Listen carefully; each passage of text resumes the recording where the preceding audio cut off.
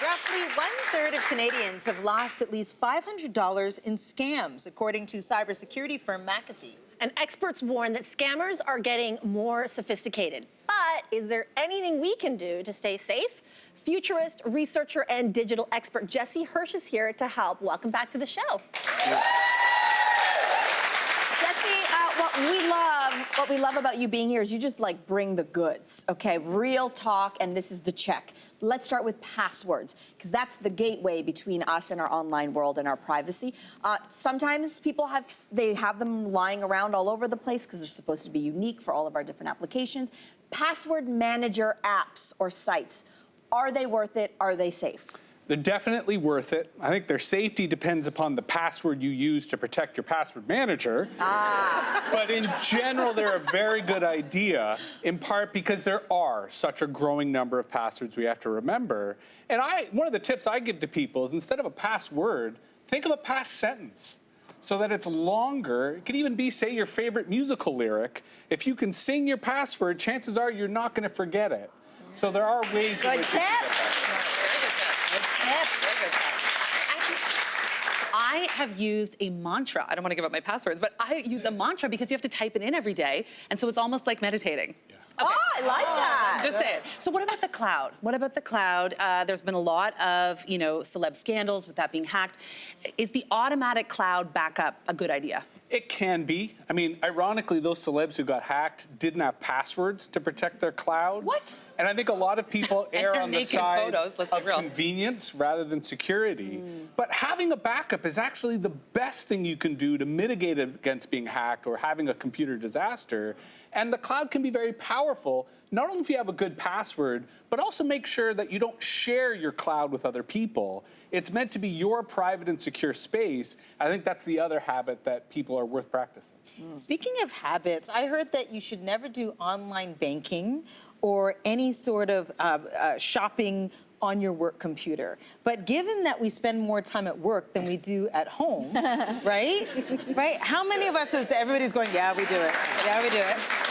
And it's more convenient, right? Because of where we are. I mean, what's the worst possible thing that could happen? This is a definite no-no. It depends on your employer. I mean, by default, you do not have any right to privacy in the workplace. And if your employer feels that doing chores or surfing the web is not part of your job, you could get in trouble. But to your point, because we do spend a lot of time at work, most employers are generally okay with this. And if you trust your coworkers, and more importantly, trust your work computer, then I think it is generally a secure place to do so. It all depends on context, and it depends upon how secure the device you're using is. If you work at a high-tech company where they're taking care of those computers, it's probably better to do that shopping at work than it is at home. So it really depends upon that context. Okay, let's stay on my favorite subject, shopping. I do a lot of shopping online, and my husband used to get on me because I shop anywhere online. So if I'm on my phone and I'm going through an airport and I see a billboard for something that I want, I'll be like, oh, I'll buy that. If I'm at a cafe, I'll hop on the Wi-Fi for the cafe and I'll buy whatever. And he used to tell me that that wasn't very smart. Why don't you tell him he's not very smart and he's wrong? Unfortunately, in this case, he's right. Generally speaking, Wi-Fi that's out in the public, in a cafe, at a hotel, or an airport, you should not trust. If you don't know who's taking care of it, if you don't know who has access to that router, a lot of criminals target these types of public Wi-Fi because they know that people mistakenly trust them, and it is a great place to do what's called a man-in-the-middle attack. So you're usually better off just using your carrier, your cell provider, because they do have way more resources to secure your networks, unless it's a friend or unless you know the cafe owner and you are therefore able to trust that network. Okay, so what I've done now is I walk around with my own Wi-Fi, so a little device, it's like my own portable modem. Does that work? It does. Thank you. Although, make sure you've got a good password. Okay. Okay, let's talk about smart homes. More and more homes are wired up. They're smart. I can turn things on and off just sitting here right now. However, is this safe? Can we be hacked? It depends, and it really depends upon whether you've secured the elements in your smart home. There are lots of aspects to the smart home that make sense, that make us more secure, But there are some things that, quite frankly, don't need internet connectivity. Does your toaster or your fridge have to be on the internet? I say no, but there are a lot of companies that offer these types of products. And I think the one we have to be most conscious of are baby monitors. Because baby monitors are the ones that appeal to us in the most, but if not properly secured, actually leave us vulnerable. So it suggests that you can have your cake and eat it too, as long as you go through the effort to teach yourself how that smart home technology works, so you can make sure that you secure it so that only you get access, say, to the video feed of your kids. Okay, so you were talking about like a connected toaster or coffee maker or fridge. Why would anybody want to hack those things, though? Well, on a basic level, if I were to hack your fridge, it would be a great way to troll and to make fun of you or do pranks. But never underestimate the value of your personal information, and that even hacking your fridge or your toaster could either be used as a way to steal your identity or just use your toaster as a way to then hack the Canadian government, and you get blamed because it came from your toaster, your smart home. Oh my God. So no matter how innocent... Really? Because if a hacker wants to hack something, they would rather use your computer to do it, to cover their tracks. Oh, my And if goodness. it's your fridge, well, that makes it even more plausible. So it sounds silly, but it's why you need to secure your technology. Oh my God!